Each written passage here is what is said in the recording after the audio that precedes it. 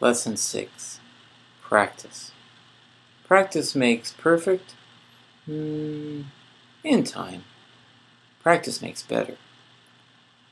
Each day, when you practice, make that your goal, that somehow each day you practice, you're trying to improve in some area. Identifying that will help. For instance, how well positioned is your left hand when you begin the song Ole? How about the right hand position? Are you able to find that position comfortably? And synchronizing the two hands together, doing it slowly at first, and then a little bit more quickly. It's much more fun to play fast, I think, but you're more likely to get better when you practice slowly, at least at first. Let's do that. Let's make Ole our warm-up. Think note names, think left hand position, right hand alternating, synchronization. Here we go. 1, 2, 3, 4.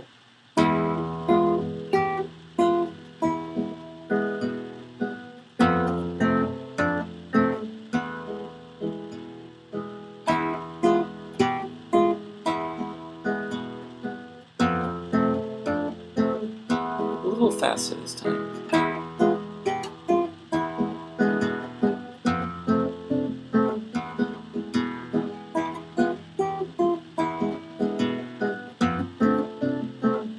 A little faster.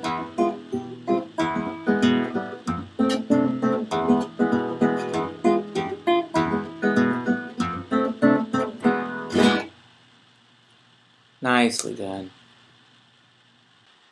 Here's another piece that you're practicing and working on.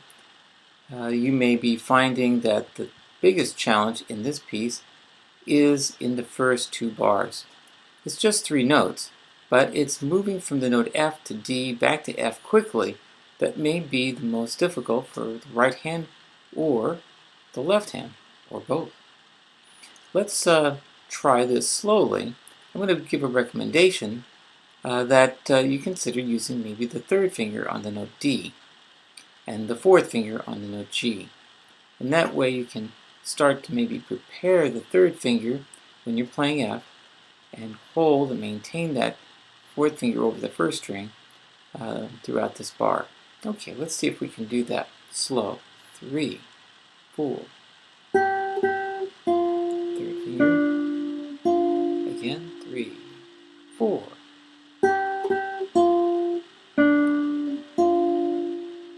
Again.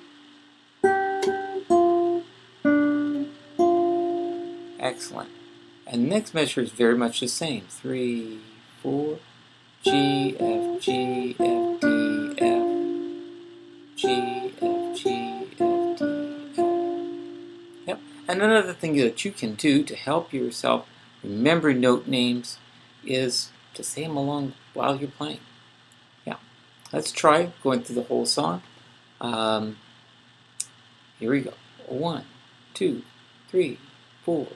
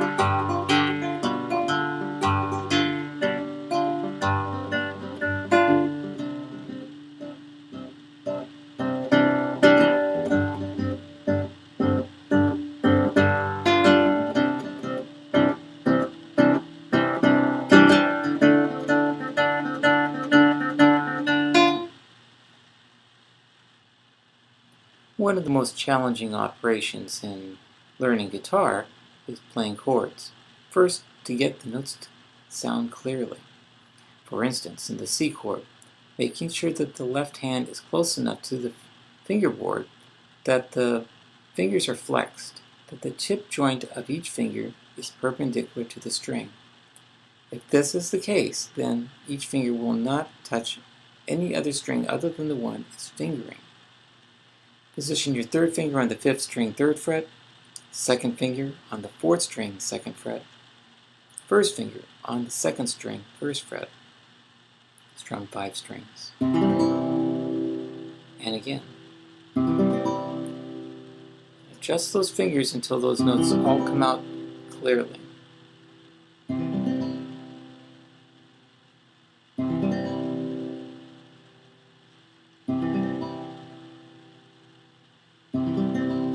And now the G7th chord, the fingers 3 and 2 move over to the 5th and 6th string respectively, and the first finger moves in contrary motion, moves to the 1st string. Strum all 6 strings. Again.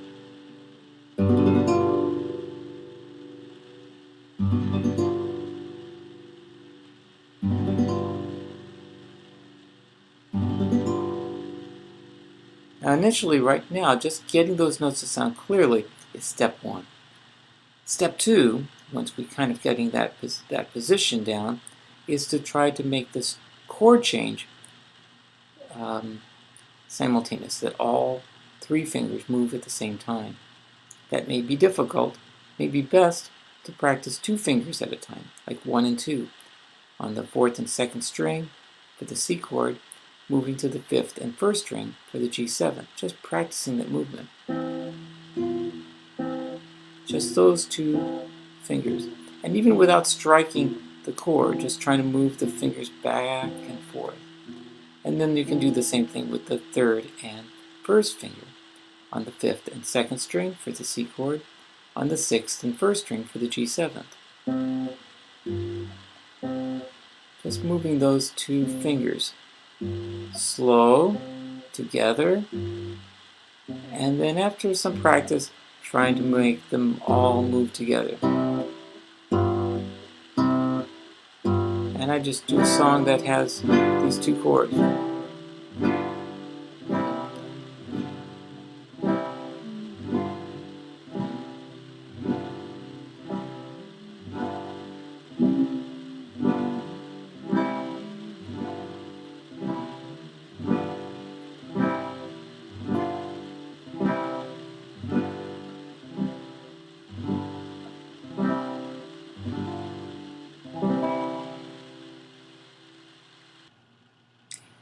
And the blues. Well, if your fingers are feeling a little bit warmed up now and you'd like to have a little bit of fun going over something that you have had more days to practice and maybe more time, let's go to the blues, improv number 3. Keep in mind that as you're doing this, initially you began by just playing this sequence.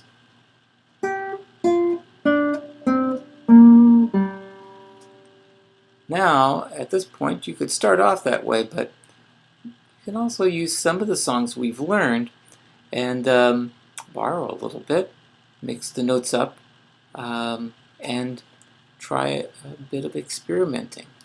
Most important, have fun. Here we go. 1, 2, 3, 4.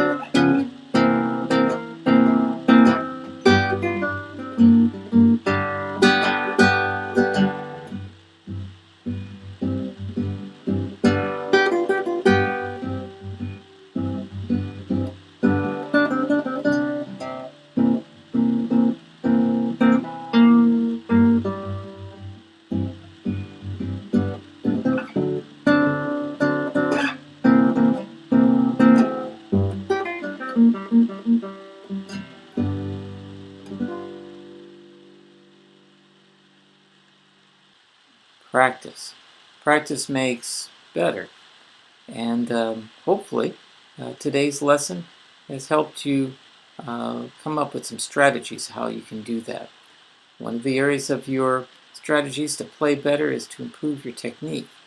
The position of your hand, the position of the fingers, the ease and fluidity of the movement, and the coordination between the two hands. No easy matter, but with practice we can do that. Note recognition was another area that I hoped in your practice you will devote some time for. Just identifying the notes, saying them out loud, will be of help. The more you do that, the quicker you'll be able to recognize those notes. Chord changes, position of the hands and the fingers, just to get the tones to sound clearly. That's step one. And then to work at chord changes, moving the fingers simultaneously. Working first with 2-finger combinations and then with 3-finger combinations. Last but not least, learn some tunes. Tunes that you like to play, and experiment in making your own music, your own tunes. It's the beginning to develop a repertoire of music that you can play for fun, by yourself and with friends. I hope this was helpful, and good luck with your practice this week.